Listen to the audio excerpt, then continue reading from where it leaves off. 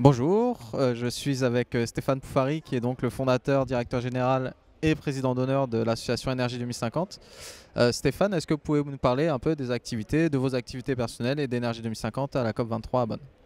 Alors, Énergie 2050 est déjà enchanté d'avoir pu se mobiliser autour de la COP, j'ai envie de dire une année de plus. Et on participe activement à l'espace des négociations en zone Boula et aussi dans la zone Bonn, là où on se trouve actuellement. On a réussi à obtenir avec plusieurs partenaires un important pavillon sur lequel on organise à peu près une quarantaine d'événements ou même un peu plus. Alors, au-delà de cette manifestation de présence, pour nous, la conférence climat, c'est un moment particulier. Beaucoup de gens associent cette COP à une COP technique. Pour nous, elle est hautement politique parce qu'elle est axée sur la mise en œuvre. Évidemment, qui dit mise en œuvre dit engagement, et les engagements n'ont de sens que dès lors qu'ils ont les moyens de pouvoir accompagner la transition bas carbone des pays, et en particulier des pays dits en développement. Alors pour nous ici, bien évidemment, on porte ce message. On a eu la chance de pouvoir accompagner plusieurs pays dans le cadre de leurs contributions prévues, déterminées au niveau national. On travaille aussi au niveau des négociations globales, puisqu'on a aussi le privilège de réaliser depuis 4 ans le guide des négociations climat de la francophonie. Et puis bien sûr, comme je l'ai dit, l'accès au financement est là, en particulier sur notre pavillon. On est avec nos amis de gouvernements locaux unis d'Afrique, avec lesquels on met en place une task force pour l'accès à la finance climat pour les villes africaines, les villes et les territoires africains. Donc vous voyez qu'on est plutôt dans l'action, dans la mise en œuvre. Bien évidemment, il faut continuer à témoigner des possibles. C'est aussi une des phrases clés de Énergie 2050. Pour nous, bien évidemment, le plaidoyer n'a de sens que s'il est adossé à quelque chose qu'on peut mesurer, dont on peut témoigner de la performance et même montrer la crédibilité économique selon une approche coût-bénéfice qui est aussi au cœur de nos actions. Donc voilà un peu les enjeux. Alors ça ne veut pas dire que la route va être un long fleuve tranquille. Ici, comme je l'ai dit, c'est très politique, contrairement à ce que beaucoup de personnes disent, parce que peut-être qu'ils ne sont pas suffisamment dans les négociations. On est en train de travailler sur un règlement de la mise en œuvre des contributions prévues déterminées ou des contributions déterminées au niveau national. On travaille beaucoup sur des engagements, sur l'ambition, sur de la méthodologie, sur le cahier des charges, le cahier des règles. Mais vous voyez bien que si on n'arrive pas demain à accompagner cette transition et nous-mêmes à respecter nos engagements et aller au-delà, on est face à un défi absolument, j'ai envie de dire, absolument insolvable. Et nous, bien sûr, on est absolument contre ça, d'où ce travail au plus près du terrain, tout en accompagnement des délégations. Alors Stéphane, justement, vous parliez justement de la mise en œuvre des engagements qui ont été pris à Paris. Quel est votre sentiment sur le processus, comment il évolue notamment lors de cette COP23 et quel est justement le rôle des acteurs non étatiques dans la mise en œuvre des engagements qui ont été pris il y a 2 ans lors de la COP21? Alors c'est une question absolument centrale. Parce qu'aujourd'hui, on le sait tous, on est quand même sur un défaut d'ambition. Si on additionne toutes les contributions nationales, on est quand même sur une trajectoire plutôt 3,5 voire plus, donc assez préoccupante. Deuxième chose, sur la question des financements, on est là aussi, alors selon qui le calcule et dans quelle direction on essaie d'orienter les financements, on est quand même très loin du compte et on sait très bien que les besoins en plus seront bien au-delà de ce qu'on a promis pour le Fonds vert pour le climat et puis pour les autres fonds qui existent, adaptation, Fonds mondial ou autres. Donc très clairement, il y a quand même une forme de préoccupation réelle.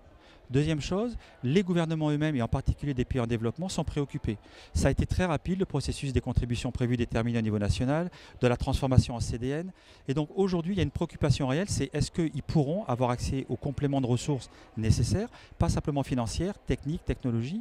Et puis ensuite, bien évidemment, est-ce qu'ils auront dans la durée une prévision, une prévisibilité des moyens qui seront à leur disposition, voire même, est-ce que la situation se désagrégeant en termes climatiques avec les événements extrêmes ou autres, ils auront les moyens d'absorber ces besoins d'adaptation. Donc vous voyez que c'est très préoccupant et très clairement, ce binôme acteurs non étatiques et gouvernement qui eux négocient, c'est les États parties qui sont ici les négociateurs, il est central, il est fondamental. Donc nous bien sûr on plaide pour, on est d'ailleurs avec les gouvernements locaux unis d'Afrique, on travaille aussi avec des acteurs internationaux comme la francophonie ou d'autres, mais au-delà de ça, il faut aussi que chacun adopte la même méthode. On parle beaucoup d'être en capacité de mesurer, de reporter, de vérifier ce besoin de transparence.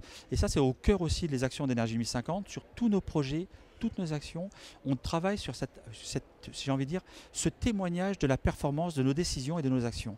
Et on doit avoir la même approche méthodologique que les États parties pour qu'à un moment donné, il y ait une espèce de complémentarité, voire même une excellence dans l'atteinte des objectifs et aller au-delà pour avoir plus d'ambition. Donc vous voyez que c'est un sujet central, mais c'est vrai que si on n'y prend pas garde, on est quand même sur une trajectoire très très très préoccupante. Et nous, personnellement, on voit ça avec un œil assez alerté et on se dit il faut que toutes les forces vives, États parties, forces vives non gouvernementales, se mettent autour de l'action parce qu'évidemment, sinon l'agenda et la séquence qui est très courte, on va être hors de la fenêtre des 2 degrés. Alors merci beaucoup. Alors j'ai entendu dire que vous avez parlé justement de la francophonie. On sait que la plupart des négociations se font quand même en anglais.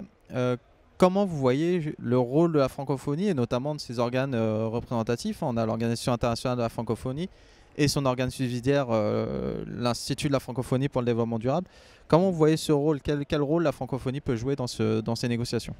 Alors, c'est un secret de Polichinelle, tout le monde le sait, Énergie 1050 soutient, participe, accompagne du mieux qu'on peut. Évidemment, c'est une structure qui rassemble des États, donc bien sûr, on ne peut pas comparer bien évidemment ni l'histoire ni l'action, mais nous, on est derrière au maximum de ce que l'on peut. On a la chance d'être avec eux dans des actions très concrètes. Le célèbre guide des négociations climat, qui est un document lourd, hein, qui maintenant est adossé d'ailleurs à un guide des négociations pour le citoyen, pour compléter les deux approches. On le fait pour et avec la francophonie, donc on en est bien sûr honoré, mais c'est des exercices complexes. Et si je prends l'exemple de ce guide et des autres publications que nous-mêmes on a fait ou d'autres partenaires font pour la francophonie, moi j'ai envie de dire que ce sont des pièces de l'échiquier centrales. Pourquoi? Parce que, effectivement, vous l'avez dit, on travaille quand même beaucoup en langue anglaise. Et même s'il y a de la traduction dans les documents finaux, toutes les intercessions, toutes les négociations intermédiaires, tout ce qui se passe dans les couloirs, dans les groupes, se passe quand même en anglais. Et qu'on le veuille ou non, c'est un frein. Alors, non seulement il y a cette question de la langue, qui est au cœur des actions de l'OIF et de l'IFDD dont vous avez parlé, mais aussi, j'ai envie de dire, tout l'accompagnement, les concertations francophones, le merveilleux pavillon, qui est juste d'ailleurs, avec beaucoup de chance à côté d'une autre, qui accueille, je sais pas combien de dizaines d'événements, mais de toutes les forces vives de l'espace francophone, et en particulier des pays en développement, ben, j'ai envie de dire, c'est un trésor inestimable pour les négociations. Alors, deuxième chose, il y a aussi un accompagnement politique. Et ça, je pense qu'il faut le souligner. Il y a des rencontres ministérielles. On y est souvent, nous, Énergie 1050 associés, et on est très honorés, bien sûr. Il y a ces enregistrements, parfois, qu'ils font pour témoigner de leurs actions.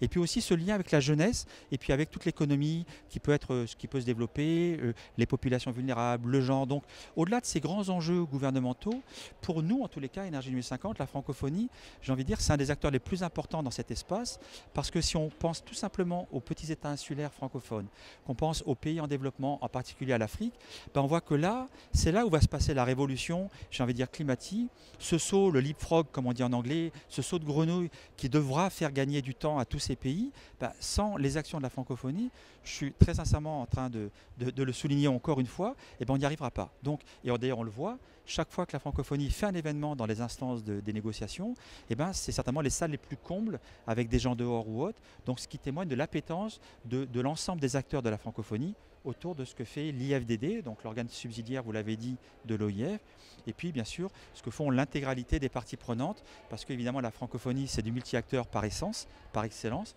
et nous comme d'autres, ben, il y a une foule d'acteurs qui collaborent et qui contribuent chacun dans leur métier respectif à porter, j'ai envie de dire, les valeurs, j'ai envie de dire, cette espèce d'approche collective que l'on veut, je ne dirais pas le mot commun, mais à minima la compréhension commune que facilite la francophonie dans le cadre de ces négociations, pas que le climat, celle sur la biodiversité, sur la désertification et les autres instants. Donc vous avez compris qu'on a un soutien de l'IFDD et de l'OIF sur le fond et la forme, et puis on pense et on plaide pour qu'ils aient encore plus de moyens, parce que même si ce qu'ils font est tout simplement formidable, on pense aujourd'hui que c'est vraiment le temps de l'ambition et de l'action, et on le voit.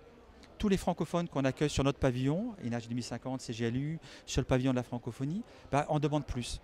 Ils veulent un accompagnement sur les mécanismes de financement, ils veulent un accompagnement sur le processus de gouvernance, ils veulent un accompagnement sur la transparence. Donc j'ai envie de dire, la liste des demandes est longue, et bien évidemment, bah, il faudrait que les moyens soient à la hauteur pour permettre d'accompagner encore mieux les pays de l'espace francophone. Bah, Monsieur Stéphane Poirier, merci beaucoup et bon courage pour toutes vos activités. Merci beaucoup.